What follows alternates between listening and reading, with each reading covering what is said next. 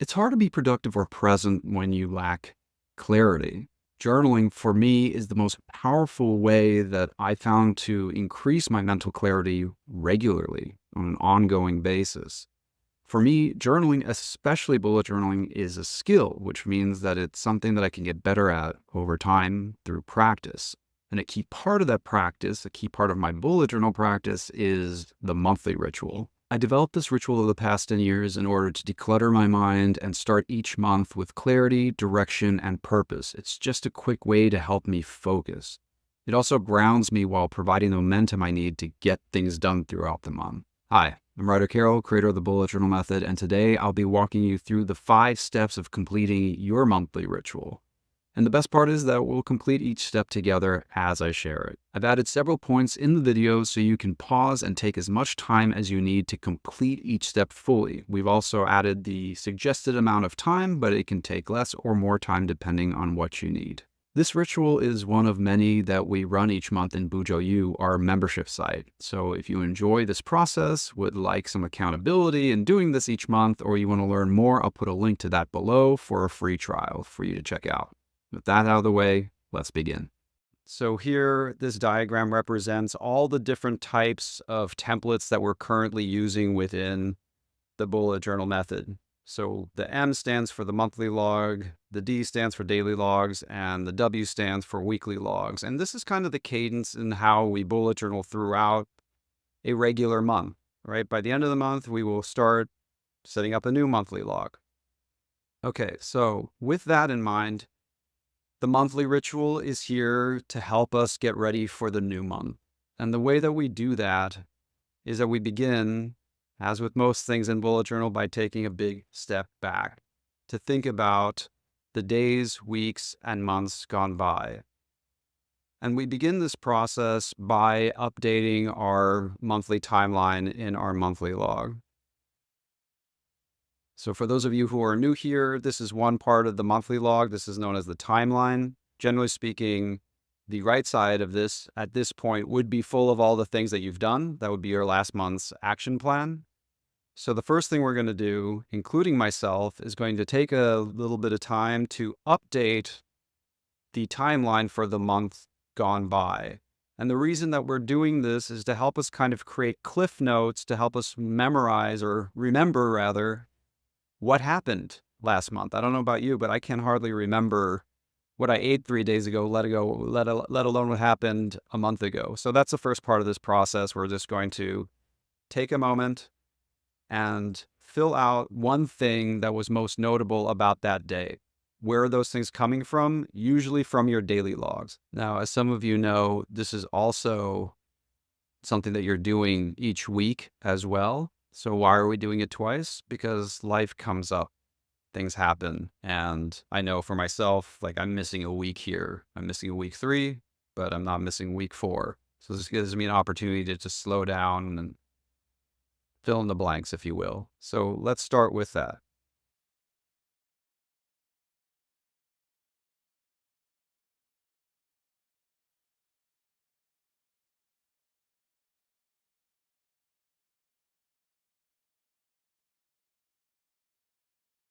Now that we have our timeline filled up, hopefully that will jog your memory. And that's a big part of what we're trying to do through this part of the exercise is to jog our memory to help us bring to mind all the things that happened over the month gone by. And chances are some of those things are still really alive for you. Good things, challenging things, complicated things. And one thing that I find to be really helpful in this is to do what I call a written reflection. And a written reflection is really just that. It's to reflect on the month gone by or something that happened within the last month that you kind of want to expand on now. This is sort of the cadence that we go through. We create our own cliff notes to help us remember what happened.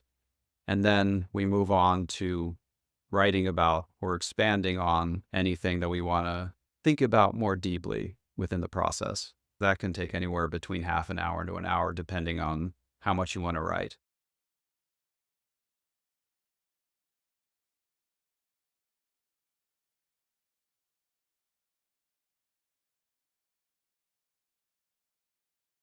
And once those two things are done, we just move on and actually start setting up our new monthly log. You already saw the timeline from the last month. Now it's time to set up our timeline for the new month. If you have the official bullet journal notebook, then you have the sticker sheet that comes as well. That's really what it's for. That can make this process very fast. So I'm going to do that as well.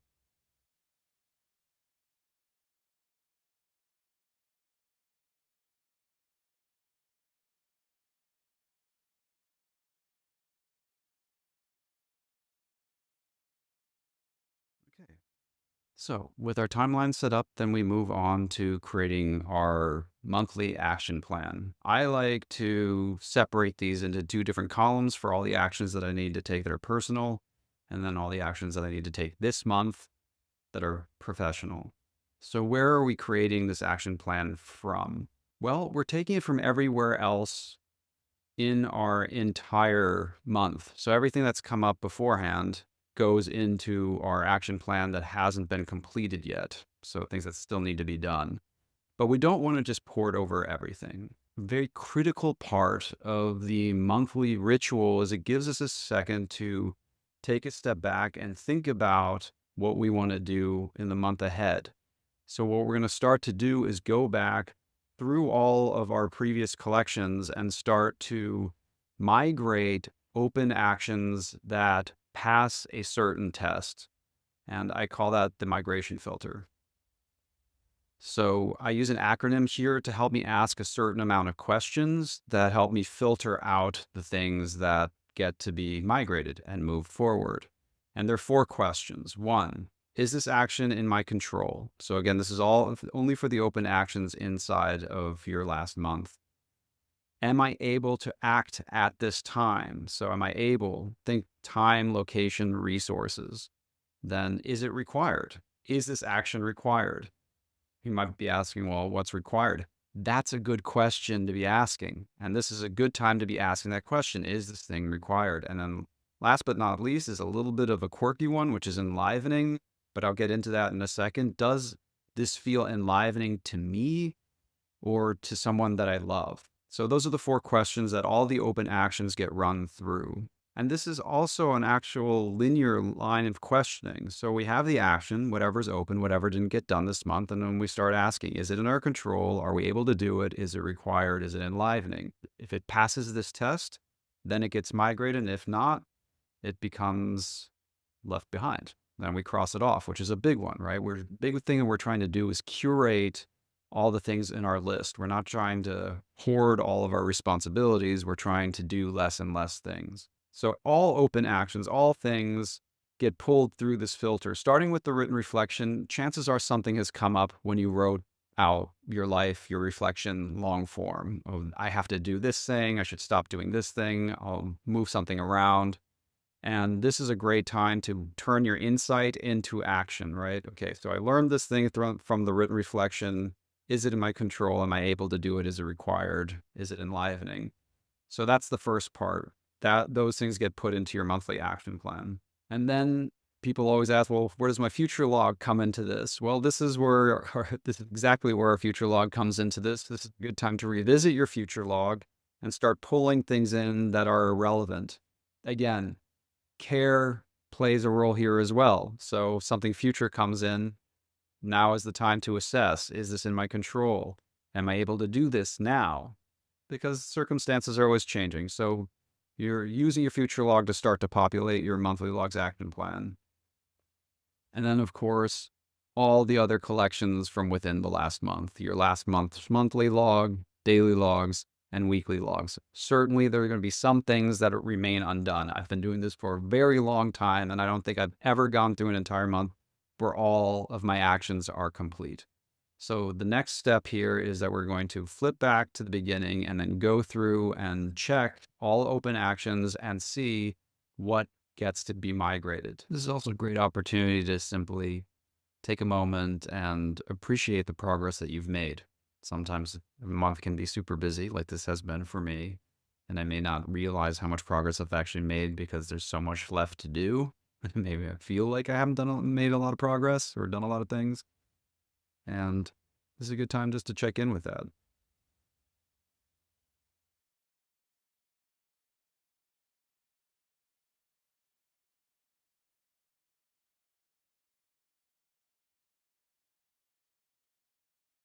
The next step in the monthly migration is to set a monthly focus.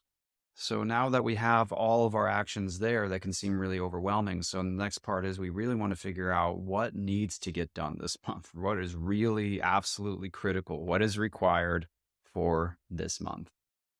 So in this case, I just use the priority signifier, or the focus signifier rather, to highlight some specific actions that I want to make sure that I attend to. These are the things that really will come first. Once I've become aware of all the stuff that I'm asking myself to do, and I start to realize what really matters this month, the last part of this is to set an intention, one for my personal life and one for my professional life. This will help me really be much more intentional moving forward through this month. If I set the intention to be more mindful about what I eat, then every time I eat, I can be more mindful there. And hopefully there's some actions here that support whatever my intention is. The intention just doesn't come out of anywhere. It comes out of really understanding what we need to do in the month ahead, what our conditions are, our circumstances are. So for me, in this month ahead in real life, not here in this example, my intention is it's to be much more mindful about rest. That's something I haven't gotten a lot of this month. So next month, it's to be more restful, to be less productive. I know that sounds counterintuitive, but in this case, that's really what's important for me because I can work all day long and that isn't always the solution. So the next part is to be proactively healthy. And then another one would be like delegation. When you realize that you have way too many things going on in your professional life, for example, maybe your intention is to be diligent about finding space or be vulnerable and ask for help, these kind of things. So the intention is there to help create an umbrella for how you want to be for the month ahead. I like to set two, one for my personal life and one for my professional life. So one thing that you might notice at this point when you're migrating things are that there a lot of related actions or maybe even thoughts. Now that you've done your reflection and you've gone through everything, you're like, oh, wait, these actions are all related to one another, or these thoughts are all related to each other. This is a great time for us to do some housekeeping inside of our own notebook and to funnel all those things into what I call a custom collection, which, as you guessed it, is a collection that aggregates, collects related information, whether it be actions or ideas, insights, that kind of thing. And even with this, everything that we're migrating into this custom collection also should be carefully considered as well. Because even when you start realizing these are related, some of these things might already be out of date by the time that they reach the end of the month, right? So you're planning a vacation or you've started writing a new article, YouTube, maybe house project. You've been taking all these notes. Now's the time to take the notes that are still relevant, most useful, and to put them into a custom collection. It's a great time to create custom collections.